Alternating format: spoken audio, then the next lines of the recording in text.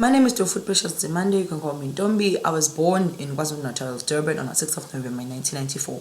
And yes, my birthday is on Friday, and I'm so excited about it.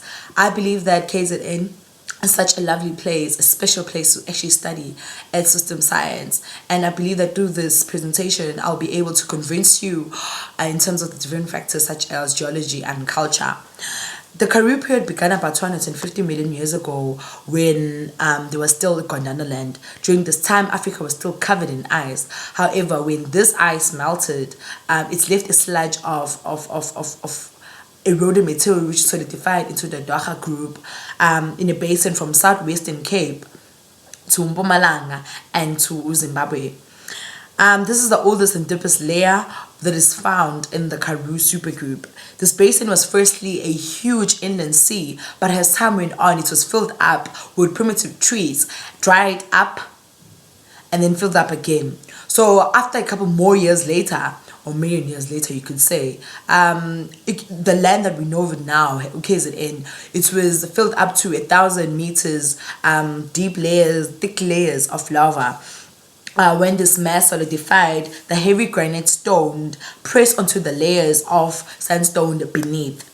After some time, you'll find that the Drakensberg Mountains were actually starting to sort of evolve from that occurrences. However, it has been said that the basalt covering the mountains gets washed away.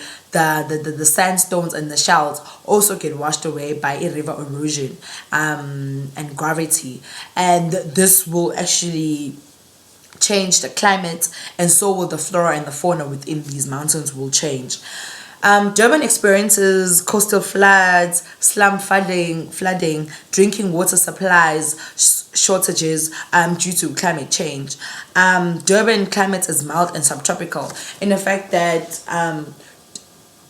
we say in summer it is usually wet and hot, but in winter it's hot, but it's also its rainfall is from the wetness, maybe it's from moist to actually dry.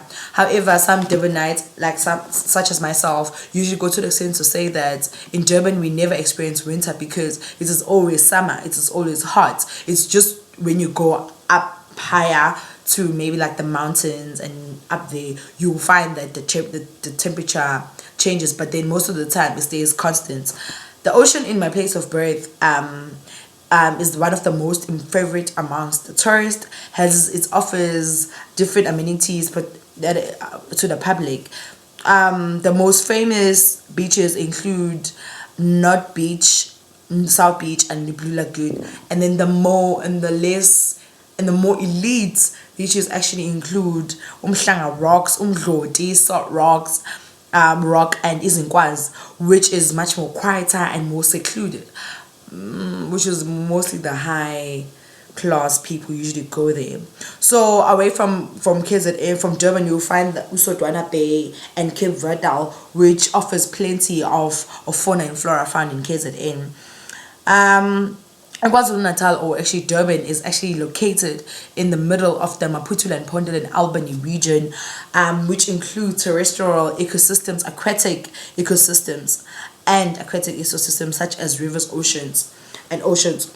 KwaZulu-Natal is home to a number of forests such as Midlands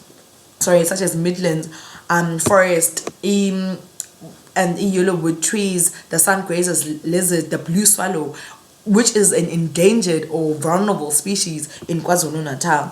However, you will find that these areas are threatened nowadays because of development that has occurred for its citizens. I especially think that KwaZulu-Natal is special because of the different cultures that are celebrated in our beloved province. Each group has their own specific type of activities that they practice, which is widely known, accepted, and is celebrated in the area.